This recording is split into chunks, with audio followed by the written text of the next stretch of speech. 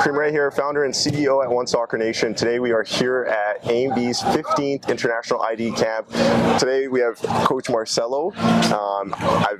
He's coached me in the past. We've had many encounters from 2016 to 2020, and I'm so grateful to have this time with you. Coach, how are you doing? I'm doing well. Thanks, Kareem. Thank you for interviewing me, and thanks for supporting the ID Camp over the last couple of days. Absolutely. I mean, you guys have provided me with great opportunity, and I just want to support everything that you guys do. Okay. But for our viewers, could you share your first and last name? Sure. Marcelo Almeida. I've been coaching with ANB for 13, 14 years, quite a few years. Yeah. I started out coaching with the young kids, U8s, slowly progressed, coached with the girls program, and helped out with Coach Bassam with the 15, 16. I think that's maybe when I was helping coaching you, when he was your head coach. Yeah. And then right now I'm coaching with the U11, U12 program. So got all the age groups there, genders as well. What's your favorite age group to coach?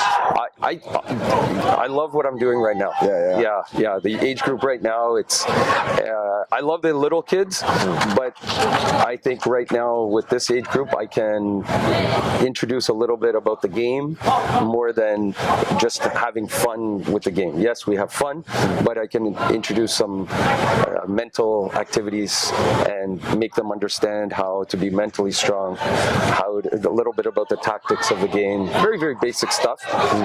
Number one is always been training them with technique, good technical skills, technical foundation skills. But I really enjoy coaching this age group, and I enjoy coaching the girls as well for the same reason. Yeah. Amazing. Taking it back to you, kind of going back in time. Sure. How did you get involved in the beautiful game? With football? With football. I've been playing since I was 4 years old. Yeah. That was the first sport I've done. I grew up here in Canada, played at Thornhill Soccer Club. I remember that was the club my parents registered me at when I was a kid. Then I've just been in love with the game ever since I was a young boy. Yeah. I played. Fortunately, my dad was able to work outside of Canada, so I was always playing wherever I lived. And the good thing about the game, it's an international language. Yep. Wherever I've lived, whether when I was growing up, even later on in my life, I always found a football game. And no matter the language, there was one common. As soon as you cross the line, there was one language, and that was the ball. Yep. And if you wanted to communicate, you'd always be pointing, trying to make your point across. But the game was always the same. For sure. And it's such a powerful vehicle. I mean, if we look at the field right now, we got a game going on behind us. Yeah. So diverse, so many different colors, so many different cultures, backgrounds, history, heights. It's a game where, yes, you have to be physically strong, but it's not like basketball where what's the famous expression? You can't teach height, in basketball. But here in soccer and football, as long as you have the skills, you have some physical ability. You don't have to be the tallest. You don't have to be the strongest. You can still have an impact in the game with bringing other skills into the game. Absolutely. Yeah. You guys have helped and coached, thousands of players. Yes. In Canada. Yeah. And you guys have created so many different opportunities for players around the world to come here in Canada and vice versa, to bring players to other countries, England, France, etc. Kind of going back in time again, in regards to the creation of ANB. How did ANB come together? Well, Coach Bassam was the one who was instrumental in developing ANB. As I mentioned, I lived outside of the country for a few years. So while I was outside of the country, he started ANB. We had been friends at university, so he was doing his thing, I was doing my thing. When I came back to Canada, I wanted to get my kids involved in the game, and Coach Bassam said, "Here, just bring them." And they were young at that time. I think they were, 6, 7, 8 years old, something like that. And at that time, they didn't have, A&B didn't have a U8 program. So so my older son, who you played with, Luca Almeida, yes, for 4 years, yeah, exactly. He was that age, and Coach Bassam said, "Look, start coaching U8s. Bring your son and start coaching," and that's exactly what we did. Then for our second son, Mateo, he was younger, and he was registered with Oak Ridge Soccer Club as a young munchkin, I guess 4 years old or whatever. And interestingly, Coach Bassam's daughter was also registered. We registered them together, and they were playing. And after that summer, Coach Bassam and I, we did a coaching course in the States, and it was coaching, getting a youth license. It was specifically geared for youth, and we researched it, and we said, hey, this would be something good to do. What year was this? This was in 2008 or 2009, something like that. Back then, so we registered for the course. We went down to the course together, and it was a week-long course specifically for youth, dealing with players from the ages of 6 to 12. So every day they would focus on 3 aspects of those age groups. So you had U6, U8, U10, and U12, and it would focus on the physical development, social development, and cognitive development of players of those ages. And if you do some research, you realize that probably between the ages of 4 to 14, there is the most change that will happen in a person's life. Wow. Taking those 3 aspects together. It's the most you're going to grow.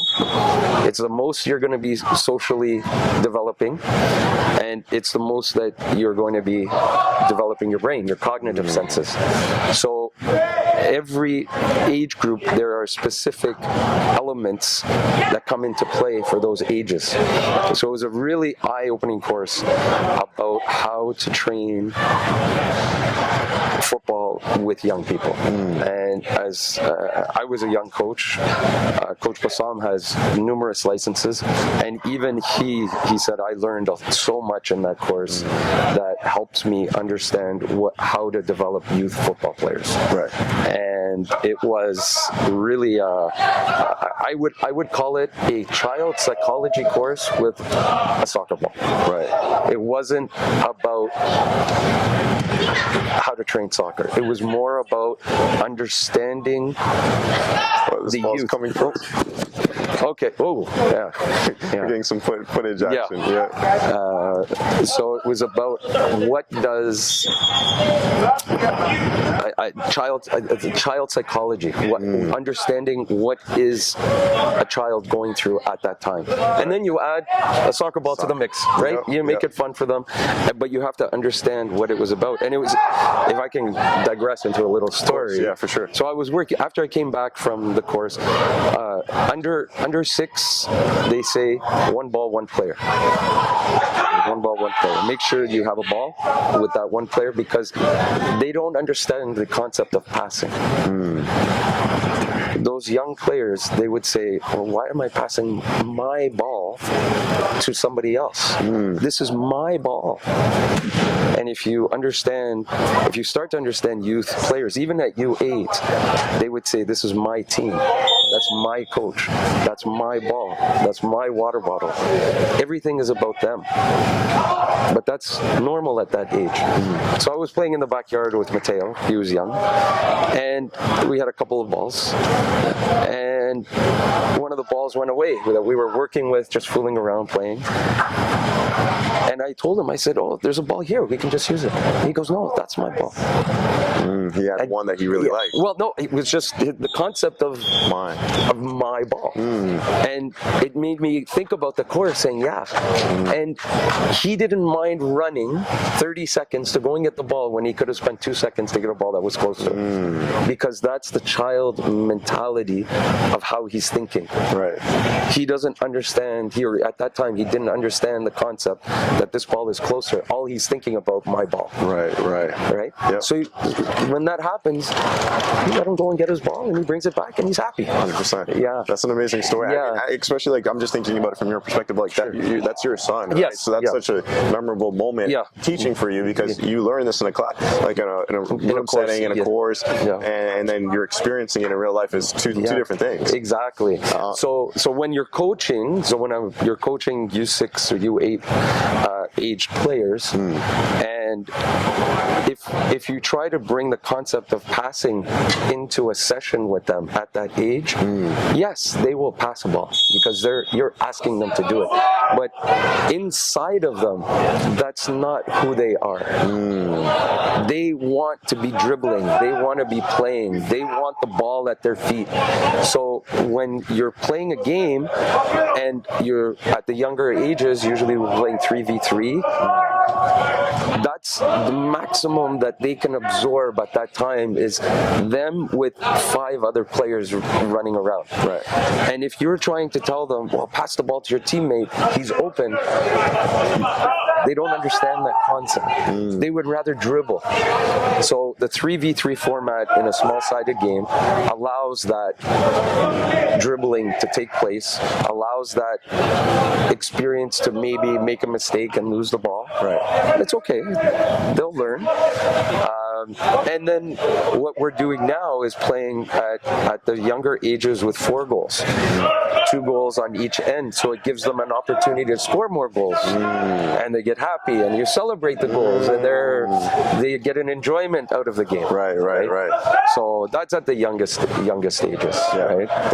I'm just visualizing everything that you're saying right now, and that's so cool, because a lot of the conversations I've been having, I mean, in regards to like podcasting wise, has been like front office, developed people. Yes. Now we're talking about now we're 100%. But if you like, there's a coach from Iceland here visiting with the ID camp. Yeah, I had him on. Yeah. Yes, and I've done, because maybe 8 years ago they had a really good generation of players. They did well at the Euros. They made the World Cup in 2018.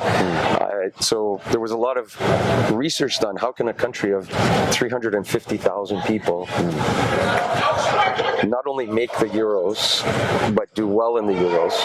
How do they make a World Cup? You know, when Canada has 30 million people, 35 million people, and we struggle to make 2 World Cups, and they've qualified for a World Cup. So there was a lot of research done, and I looked into that research. There in Iceland, the research I did showed that their best coaches coach their youngest players. Their young development. Yes. Get them when they're young. So they're the ones who knew about child psychology, who knew about the game, who would understand what these young players would need when they went older. They were the ones coaching the youngest players. Got it. Yeah. Right. Obviously, they have good coaches at older ages as well, but they had very good coaches at younger ages. They had built many fields with covered fields, with similar to where we are in the dome, but with seats. You know, so they could play their professional games indoors as well. So there was a lot of investment made into that. Like, it's not easy to train the coaches and then tell them, well, you're coaching 10, 11, 12 years old, you know, and they have levels that could almost coach professional. Yeah, right? that's huge. It's such it's a lot of work, a lot of investment, a lot of time. So something hard. It's not easy to do. It's hard. Yeah, but the coach, like the players we see today on TV, when we go to the stadium, we watch or we read about in the paper. They all started somewhere. Yeah. And for me, I love coaching the younger kids because you can see them really developing. You can see their growth.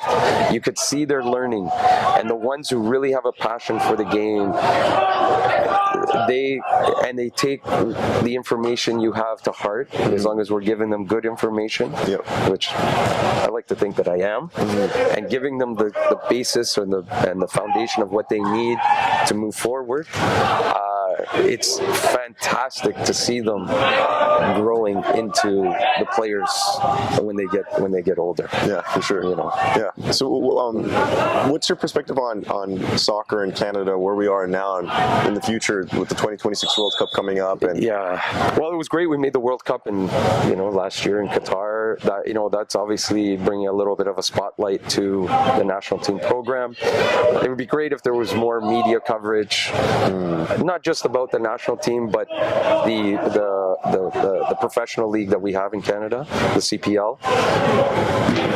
Those in the industry know about it because we're in the industry, but it would mainstream media be great if they could, I guess, report a little bit more about CPL games,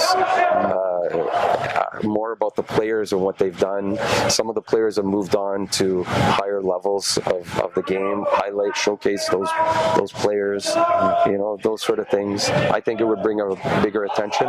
What Canada is doing right now in the Copa, that obviously gets people talking. That helps as well. It's a very good generation of players right now. It's great to see them come through. And hopefully they win. Yeah, of course they're playing Tuesday night, and hopefully they do well. It's going to be another tough game against Argentina. I know, but it's not like Canada.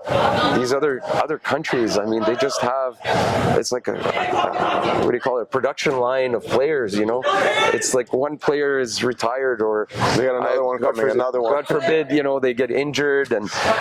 Or whatever the case may be, and it just one slots in and takes their spot without missing a heartbeat. It's another star. Yeah, it's crazy. Canada, unfortunately, I don't think that we have that quite yet, right?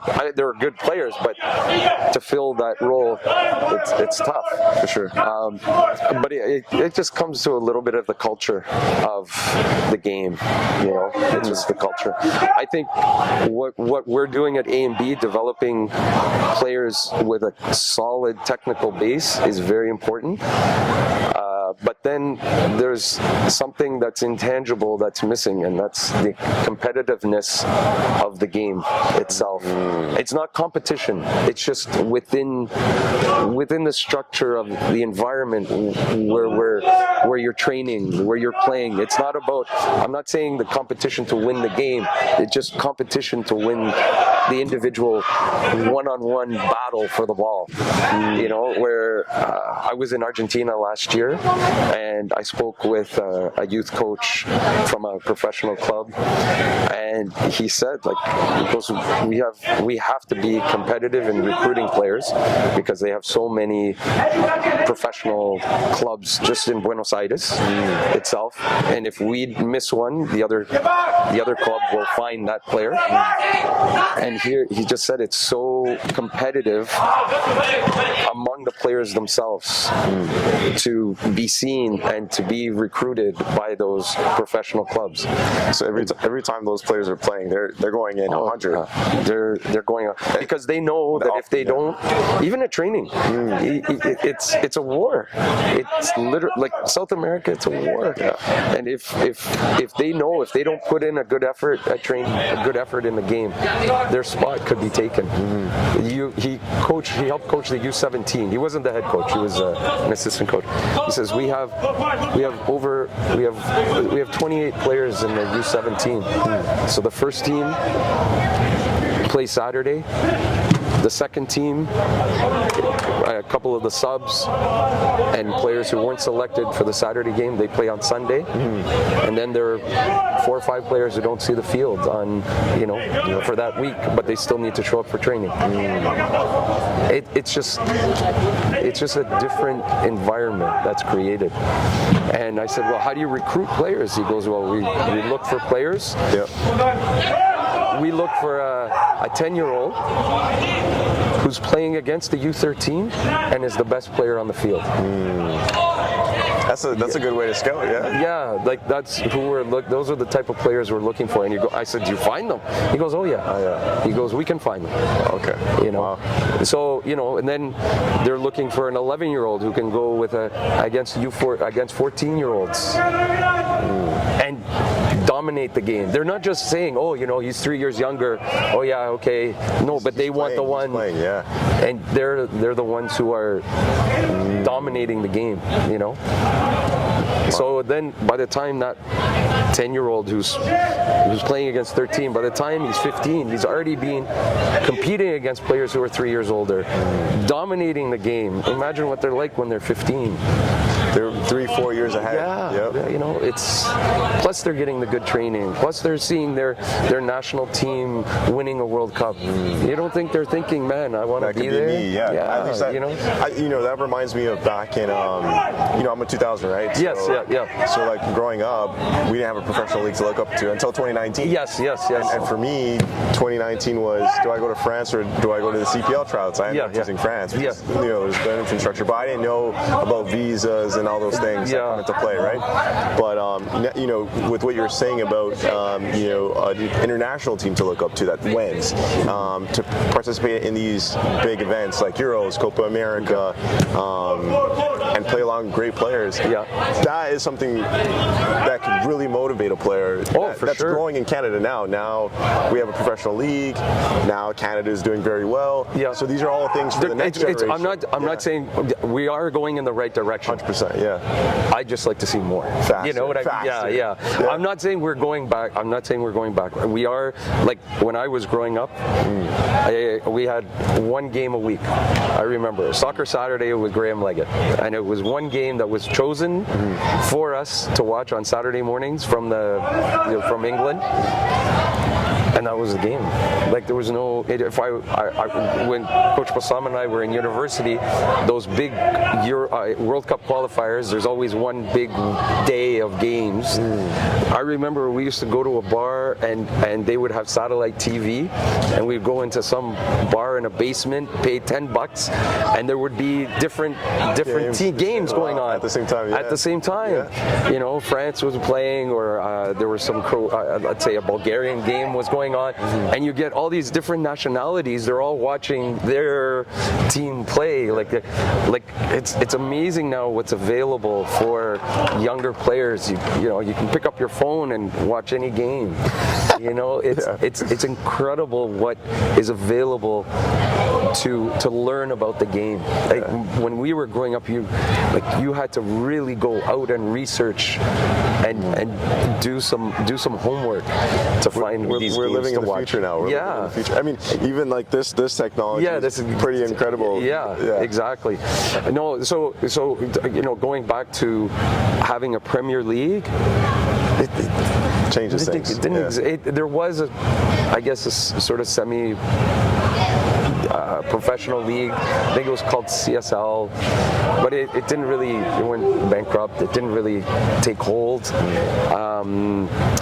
Like I said, now you have the CPL. Now you have players at Canadian universities that have the opportunity to train and play with Canadian Premier League teams in the summertime. They have like a university draft.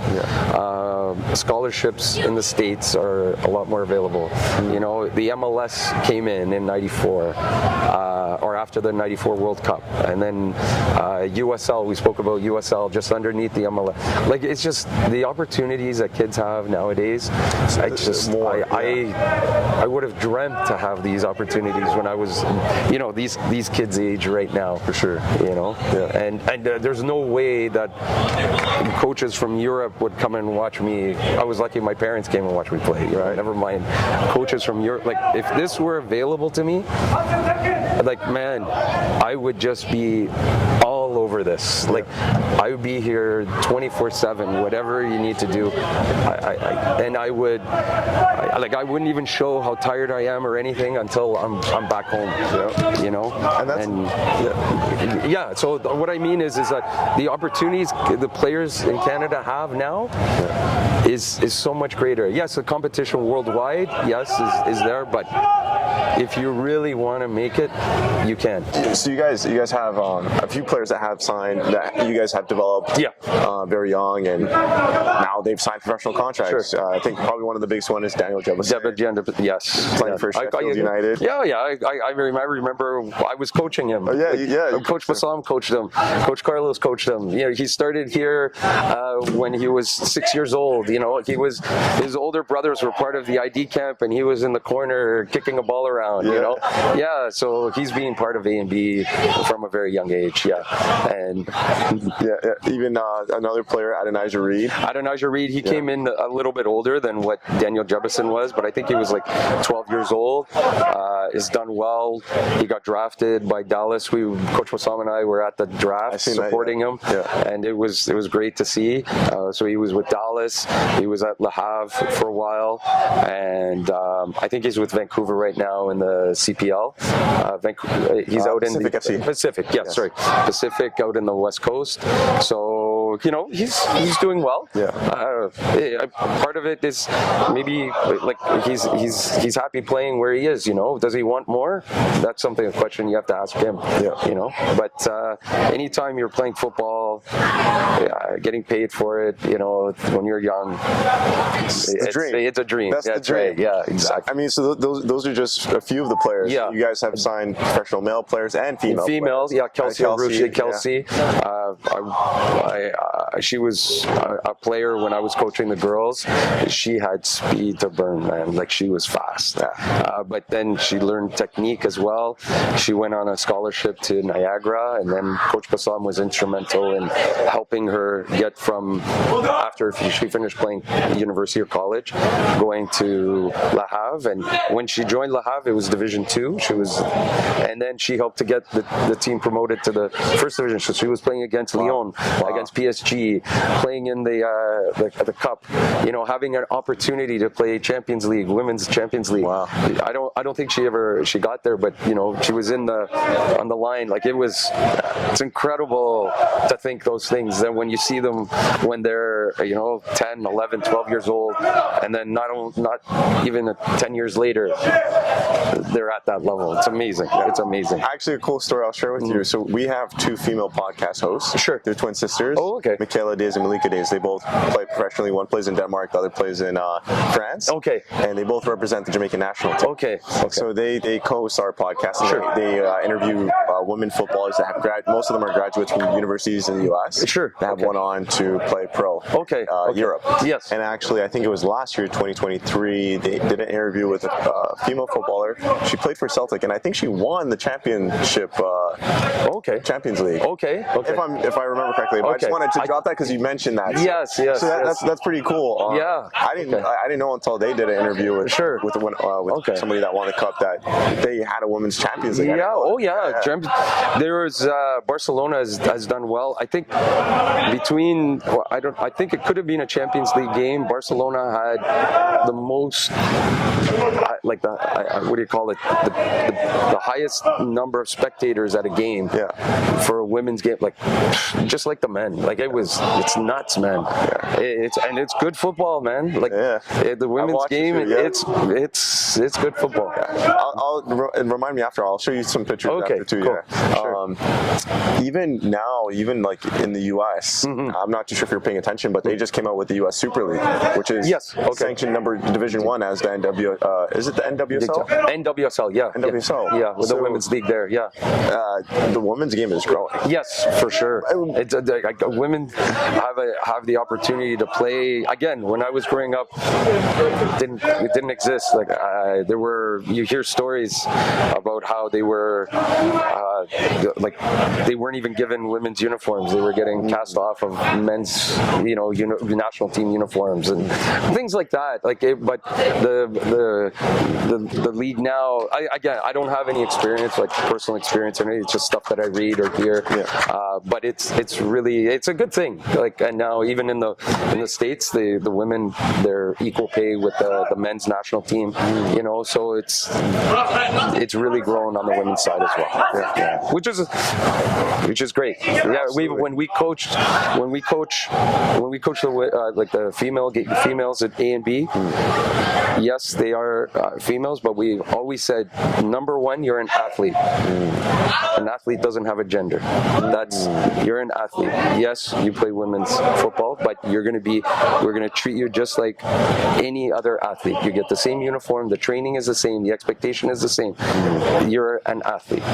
That's number one. That's amazing. Yeah. I'm going to bring it back to ANB. Sure. Could you share the number of male and female football, the amount of players that you guys currently have, if you would like, and just share a big picture in regards to what, a long story short, of what ANB was and what it has grown into the, Yeah, well, I mean, at the beginning, it was very small in terms of numbers. Yeah. Quality-wise, it was a different game 10, 15 years ago. Players are a little bit more technical now. I think back then it was a little bit more physical. But there was a good women's program with ANB. But unfortunately, after COVID, a lot of, at that time, they were, I guess, mid to late teenage years. They found other passions, I guess, and to come back to soccer after COVID and things opened up again, it didn't quite happen. So with ANB, we're trying to build the female game again, but it's difficult. It's difficult. So a majority of the players are on the male side. Got it. Could you share the big picture of ANB about the project that you guys are working towards? Well, we're part of an academy program, if you want to call it. There's a group of academies, so we're working together in terms of competition, in terms of sharing ideas of training, working together in developing players. So I mentioned competition before. Yes, there's competition, but it's not truly about competing only to win games. It's competing to develop the player. And if you're doing the right thing, you most likely will win the game. But it's not, the number one priority is not about putting the ball in the back of the net. The number one priority is building to put the ball into the back of the net. Yeah, I don't know if that makes sense.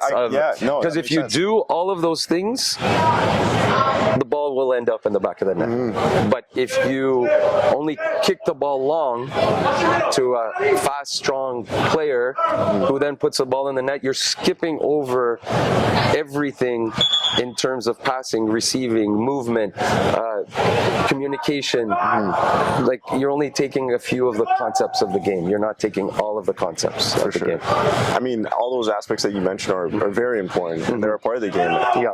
And if a team or a player wants to be successful, those are all the things that they need. Yes, for sure. Yeah, for sure. Could you also share, if you'd like, just like the land, the what you guys want to build? Well, yeah, if it was possible to have the proper zoning, there is some land that has been purchased. Unfortunately, zoning is tough to get in order to build what we would like. It would be great to build a football complex with, two 11v11 fields, two 9v9 fields, two 7v7 fields, maybe have a dome. All of this good stuff are dreams. But I mean, if you don't have a dream, you're never going to have a goal. You're never going to have anything come to reality, right? Yep. But I like that one. I like that what's one. that? I like what you just said. I like that. Yeah. Okay. You gotta have a dream. Yeah. Yeah. But if but there is a lot of work to make a reality, and unfortunately, I'm not getting any younger. If I were your age, I'd be gung ho to try. Yeah. But I mean, it's getting tiring. Yeah. I'm not getting any younger. As I said, I still have family to look after and stuff. So working on it slowly, but if it comes through, We'll see. it may not be because of input from me. Let's put it that way. It could be. It may be. The torch may be passed off to others. Got it. I thought you were going to say that there's going to be a glitter in my eyes. I would love to be a part of it, but I just, sometimes you have to be a little bit realistic as well. Yeah. And again, it's just more about where I am in my life right now and what I'm doing, what I'd like to do, and like I said, man, it's when you get older, the energy is not there as much as it used to be. So, understood. I do want to ask you some questions about that later, but offline. Yeah. I do have some fun questions. Sure. Yeah. Okay, so who do you want to win for Copa in the Copa America? No, who do I want? Yeah. Or who do I think? Those are two different questions. I would like you to answer both. Yeah, well, I would love for Canada to win. That would be great. But realistically, it's going to be tough. It's going to be tough. I'm watching the games yesterday. Colombia beat Panama 5-0, I think, and who was it? Brazil, Uruguay. I mean, that was the score? Almost 0-0 finished in penalties. Who won, Brazil? No, Uruguay won in penalties. But the way they were playing, you'd think World War III was going to break out. It's a war. So it's tough. I mean, the Canadians, I think they've learned a lot from this tournament, just in the games and how the game is played, especially in South America. But if Argentina do their thing and they're on, unfortunately, it's going to be tough for Canada. And then if it's an Argentina-Uruguay final, those are two bordering countries. You have Bielsa, who's Argentinian, coaching Uruguay. It'll be an interesting game. That's if Uruguay get by Colombia. Colombia is a good team as well. They're tough. Man, I gotta watch these games. Yeah. It's tough to. Realistically, I can see Argentina-Uruguay final. Yeah, that'd be good. I was catching up on the Spain versus Germany. Yeah. We're talking about Euros, but Spain is looking good. They're looking good. For me, they're a surprise team. I didn't think that their players they're young, so I didn't think they had the maturity to play at that level. Like that. Yeah, and they have Lamal. He was what, 16? Man, what was I doing when I was 16? I wasn't going up, and it's just crazy. So Spain is doing well. Yeah. Did you watch the Spain versus Germany game? I saw bits and pieces of it. They were shooting shots like no tomorrow. I know, it was crazy. The confidence. It was crazy. Yeah. I haven't seen a game like that. I only watch highlights. I haven't seen a game like that. Yeah. So Spain is playing France. Yeah. I think I know they're French coaches here, but I think Spain can take it. And then you have England against Netherlands. Yeah. Netherlands have looked good. We have a British coach here, English coach here, so you gotta go. I think, but it would be a good. It's tough to call. For? Netherlands or I honestly, I love football. I love a good game. Yeah. I can't say my heart is with one or the other. If they're playing well, I love it. I'm not asking for your heart for this one. I'm asking what team do you think? If you had to choose one based off what you've seen so far. If England can put it together, I think they have more quality to do it. Yeah. So I think it could be an England-Spain final. And who are you going for in an England-Spain final? And score prediction. You're really putting me. I think Spain will take it. I think it would be 2-1. Everyone's saying a 1-goal win. Yeah. For England in semifinals and in finals for Spain or England. A 1 goal. Okay. Yeah. 2-1. Yeah. Got it. And then I'll end off with this question. Sure. Or do you have to go? Well, soon. Yeah. I mean, I'll end off with this last one. Yeah. Canada, United States, Mexico, first time 3 countries are hosting the World Cup. Yeah. What are your thoughts? Well, my first thought is I don't like the 48 team format. No. Why? I just think you qualify, take whatever it is, 32. Even with the Euros, allowing the 3rd place team in, this is my personal thing. You got to qualify to get into where you are. I don't like this 48 team thing. But what do you like? No, I just like the traditional way of doing it, you know. And the top 2 teams in each group, they go through and they play. Qualify for. If you qualify, you deserve to get in. Right, you don't qualify, you don't deserve to get in. Right. You know. But I just think we're allowing. I think FIFA is allowing teams to get in just so that they can promote the game. You know, rather than being about the game. Right. You know. What do you? I could really get into some controversy here, but you know, in the States, you know, they don't have promotion relegation, and I think that hurts. I think that hurts the competitiveness of the game. Like, you know, I think it hurts.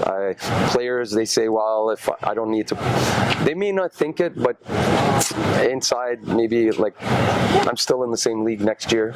You know, I'm just playing for my contract. I'm not playing for my club.